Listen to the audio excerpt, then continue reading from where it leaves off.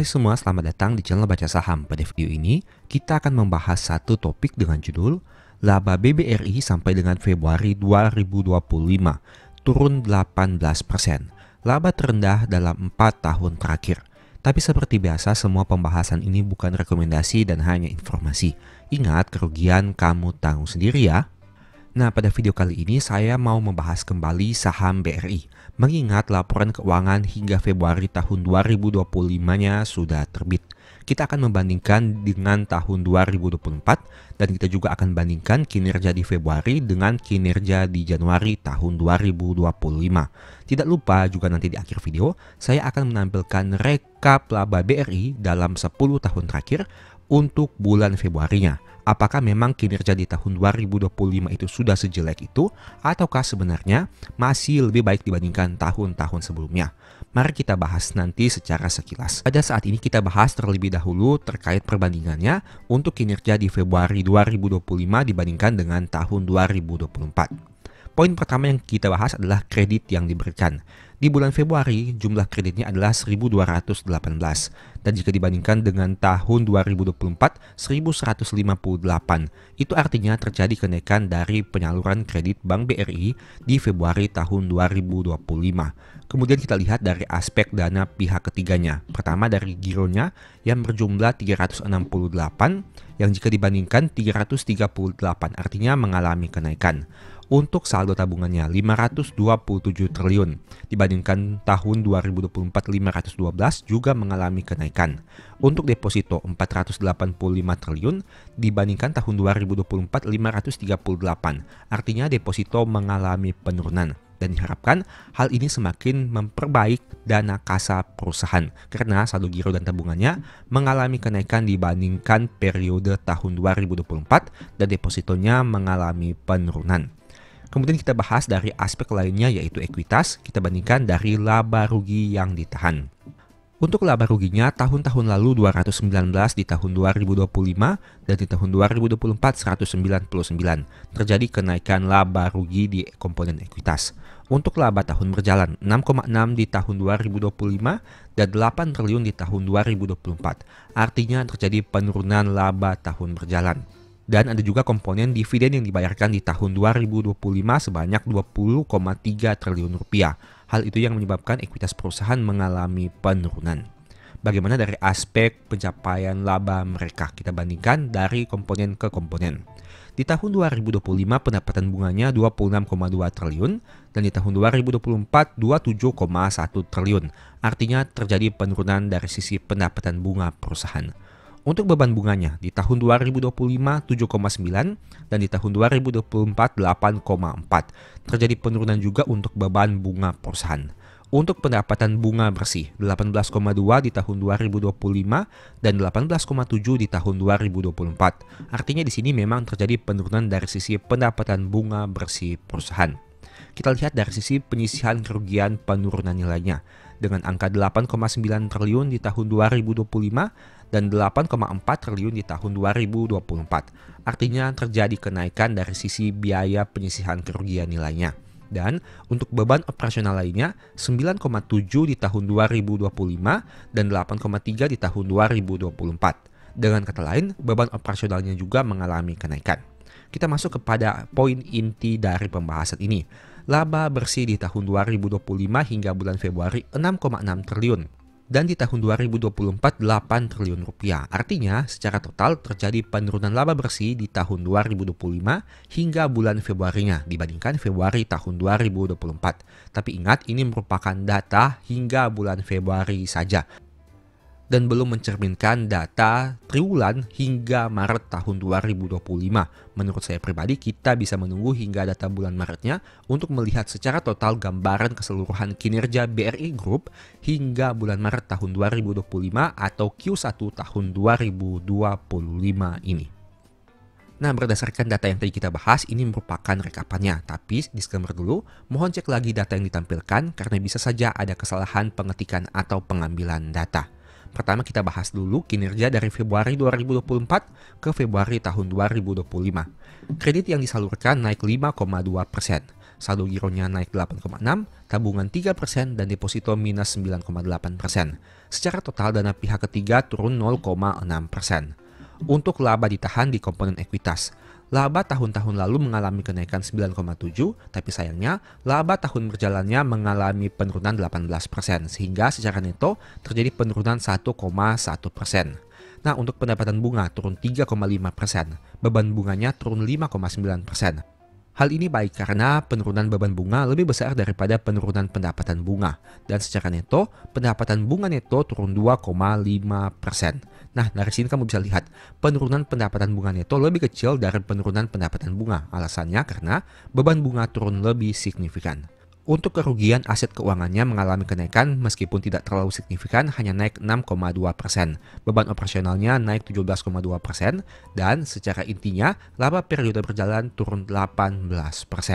Jika kamu bandingkan untuk kerugian penurunan nilai aset keuangan di bulan Februari dibandingkan tahun 2024, terjadi kenaikan meskipun tidak terlalu signifikan. Meskipun pendapatan bunganya mengalami penurunan dengan angka yang tidak terlalu signifikan, tapi untuk kerugian aset keuangannya mengalami kenaikan juga tidak signifikan. Karena kamu tentu tahu bahwa masalah yang dihadapi oleh Bank BRI ini, salah satu tantangannya adalah berkaitan dengan kualitas kreditnya. Apabila persentase kerugian aset keuangannya tidak terlalu naik signifikan dibandingkan tahun 2024, itu bisa menjadi suatu tanda bahwa perusahaan ini kualitas kreditnya semakin membaik. Karena di tahun 2024 saja, dengan laba yang mencapai 60 triliun, perusahaan mencetak kerugian penurunan nilainya 8,4 triliun. Dibandingkan dengan tahun 2025 hingga bulan Februari, 8,9. Memang naik, tapi hanya naik tipis, yaitu 6,2%.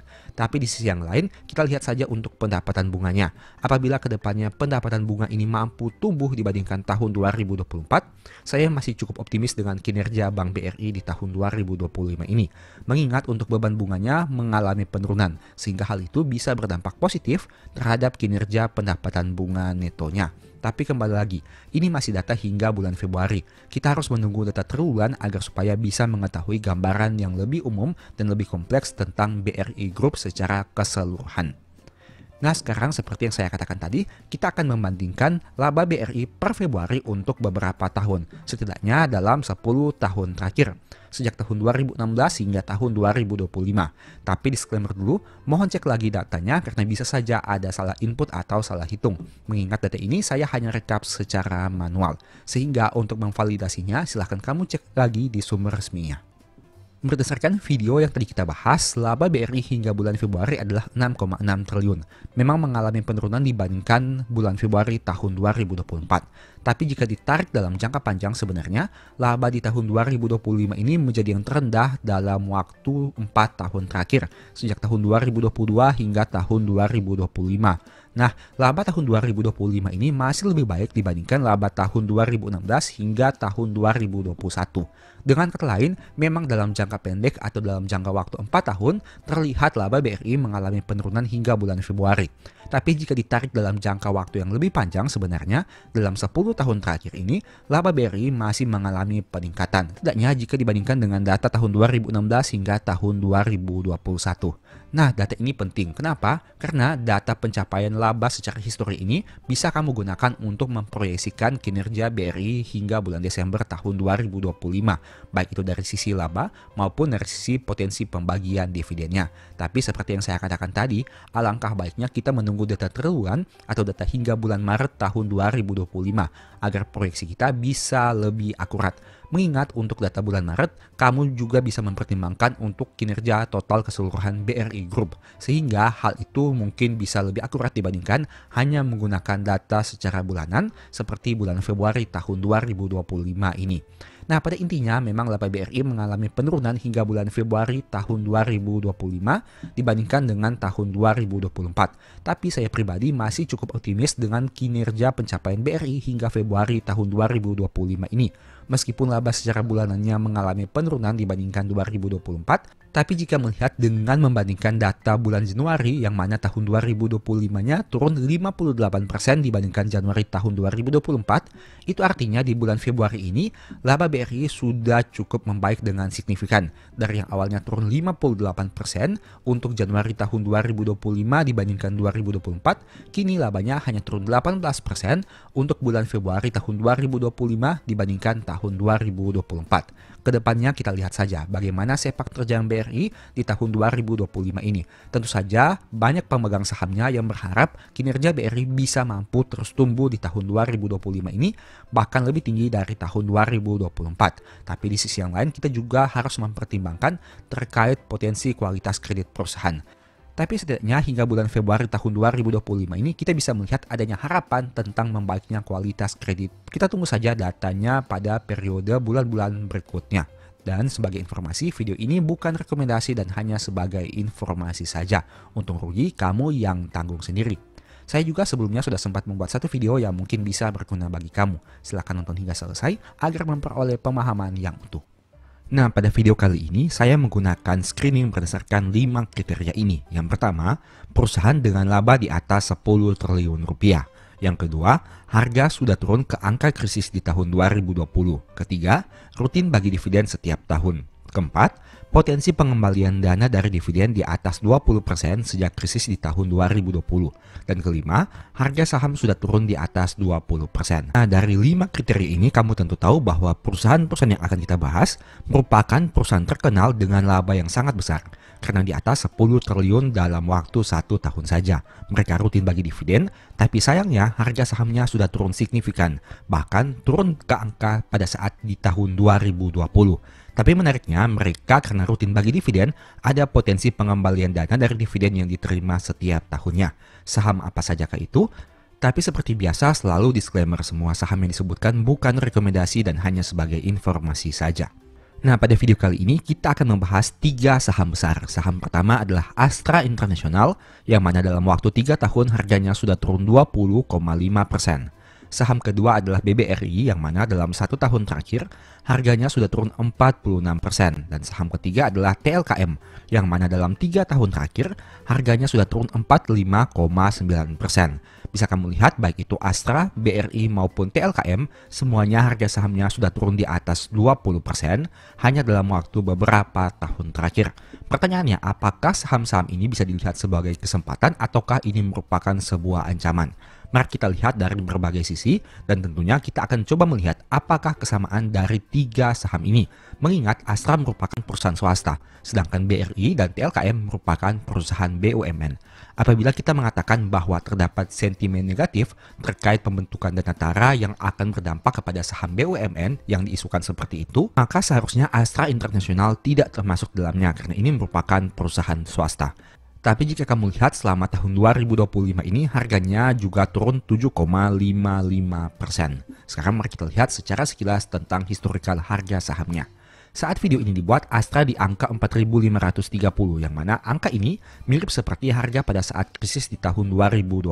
Bisa kamu lihat di sini, dari penurunan harga tertinggi sekitaran angka Rp7.000, harga saham Astra International turun cukup signifikan di tahun 2020. Dan jika kita melihat pola yang sama, ternyata pernah terjadi di tahun 2022 dengan harga saham di atas Rp7.000, kemudian turun hingga ke angka saat video ini dibuat di angka 4.530.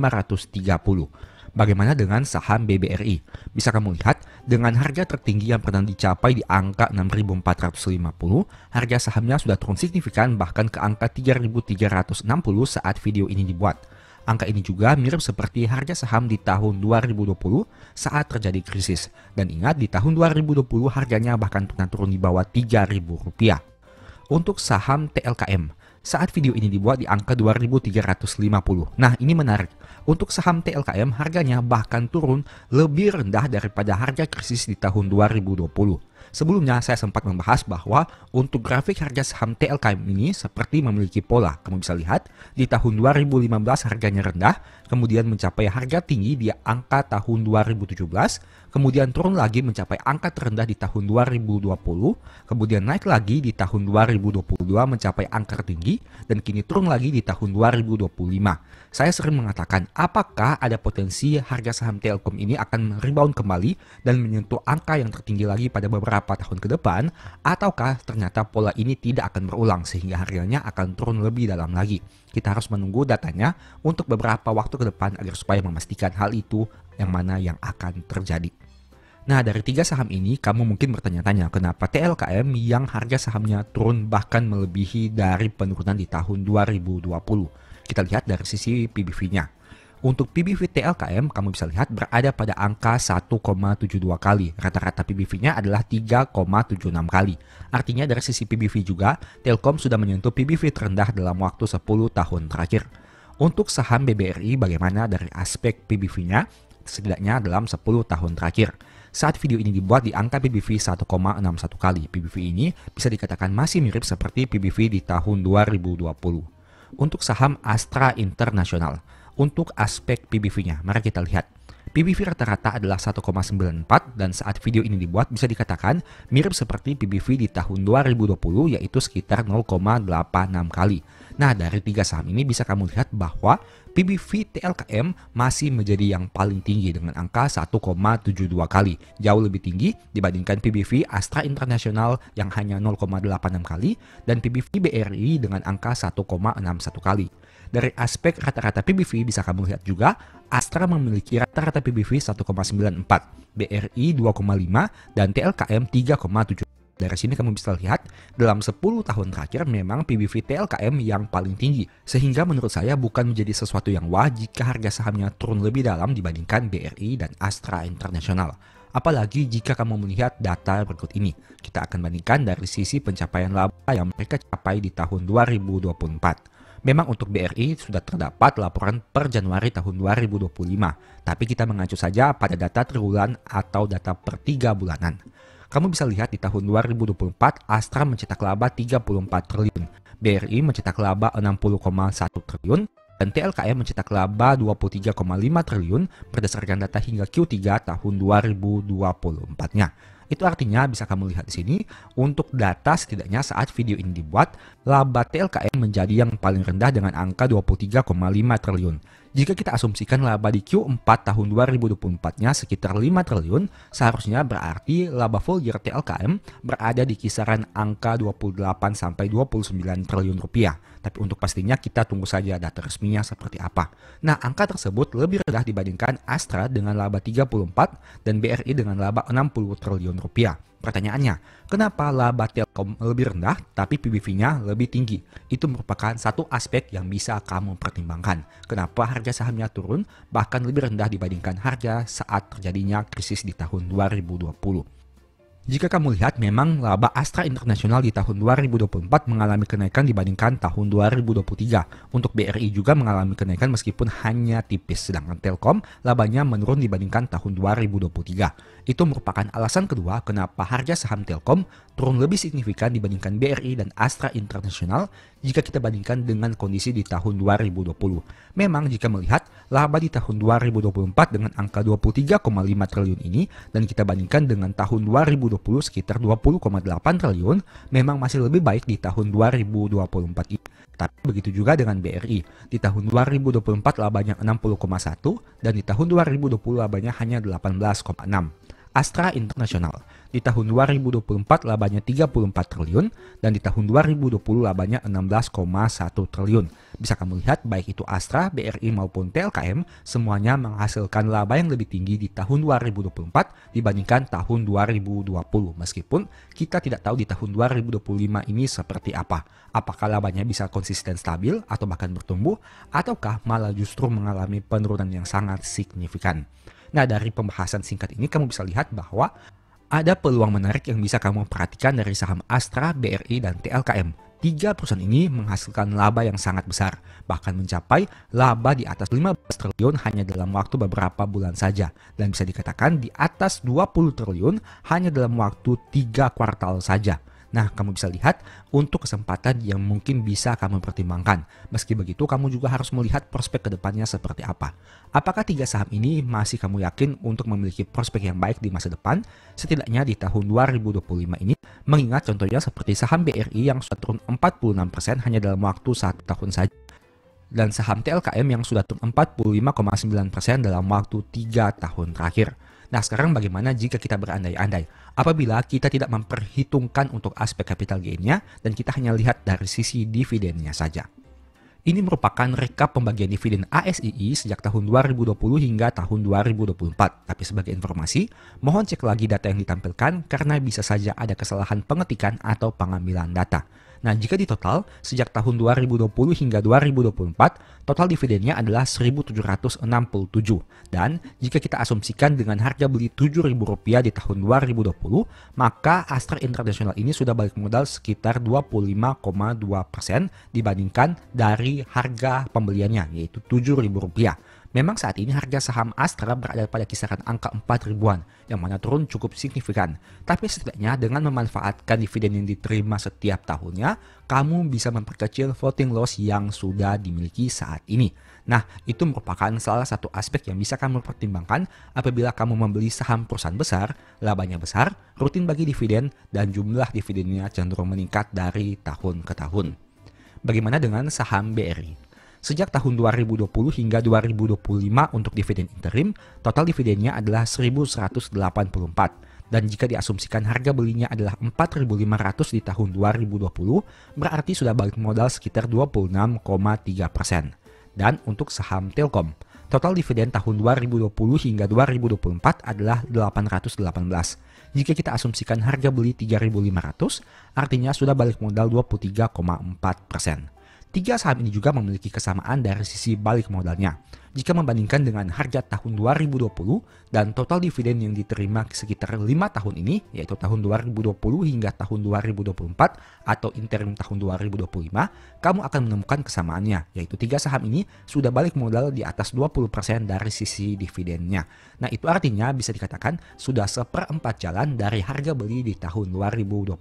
Dengan kata lain, apabila kondisi ini sama atau bisa dikatakan dividennya tetap, maka ada potensi pengembalian dana dalam bentuk dividen meskipun harga saham mengalami penurunan. Dengan kata lain, kamu masih bisa berharap dari aspek dividen yang diterima setiap tahun untuk memperkecil floating loss dan untuk bisa balik modal dari dividen. Meski begitu, ingat itu membutuhkan waktu bertahun-tahun, bahkan di atas 10 tahun. Sehingga apabila kamu merupakan orang yang sabar, kamu mungkin bisa menggunakan skema tersebut. Dengan asumsi skenario terburuk, harga saham tidak naik dan hanya berharap dari sisi dividen saja. Tapi apabila kamu orang yang tidak sabaran dan mungkin kamu sudah tidak yakin dengan prospek tiga saham ini, masih lebih baik apabila kamu mempertimbangkan apakah ingin melakukan cut loss, hold, atau averaging down. Karena ingat, semua keputusan kamu bergantung kepada analisa kamu sendiri. Untung rugi, kamu yang tanggung sendiri. Tapi setidaknya dari pembahasan ini kamu bisa lihat, baik itu Astra, BRI maupun Telkom hingga tahun 2024 masih merupakan perusahaan dengan laba yang sangat besar di Indonesia. Coba kamu lihat perusahaan-perusahaan mana yang mampu menghasilkan laba di atas 20 triliun rupiah dalam waktu 1 tahun, yang harga sahamnya turun signifikan dan PBV-nya sudah di bawah 2 kali. Apakah ada banyak perusahaan seperti itu? Terlebih mereka rutin bagi dividen setiap tahun, tidak pernah absen, setidaknya sejak tahun 2020 hingga tahun 2024. Memang di tahun 2025 ini pasar saham mengalami banyak tantangan. Tidak hanya pasar saham Indonesia, kamu juga bisa melihat berbagai instrumen keuangan yang lain. Tapi dengan berbagai fenomena yang ada ini, bukankah setiap penurunan harga itu merupakan sebuah kesempatan yang bisa kita lihat? Karena setiap terjadinya krisis, ada dua hal yang bisa kita lihat. Yang pertama adalah peluang, dan yang kedua adalah bahaya. Kamu mau melihat dari sisi yang mana? Terlebih untuk apabila kamu ingin melakukan averaging down, kamu harus meyakini bahwa saham yang kamu beli dan saham yang kamu averaging down itu merupakan saham-saham yang masih punya prospek di kemudian hari. Ingat, saya tidak mengatakan Astra, BRI, dan Telkom akan terus baik di kemudian hari. Karena itu merupakan pertimbangan dan analisa yang harus kamu tentukan sendiri. Video ini bukan rekomendasi dan hanya sebagai informasi saja. Semoga bermanfaat. Sekianlah pembahasan singkat pada video ini. Selalu ingat bahwa semua saham yang disebutkan bukan rekomendasi dan hanya bersifat edukasi serta informasi. Mohon juga agar dapat mengecek kembali data yang ditampilkan karena bisa saja terjadi kesalahan pengetikan atau pengambilan data. Di video berikutnya ingin dibahas materi apa lagi? Tulis di kolom komentar ya. Sebagai informasi, berikut ini beberapa list ebook baca saham. Pertama, psikologi saham. Kedua, stock for living. Ketiga, strategi nabung saham. Keempat, the stock market. Dan yang kelima, cara cepat analisa laporan keuangan. Apabila tertarik, chat saja pada nomor WA yang ada. Sekian video ini, semoga bermanfaat. Thank you.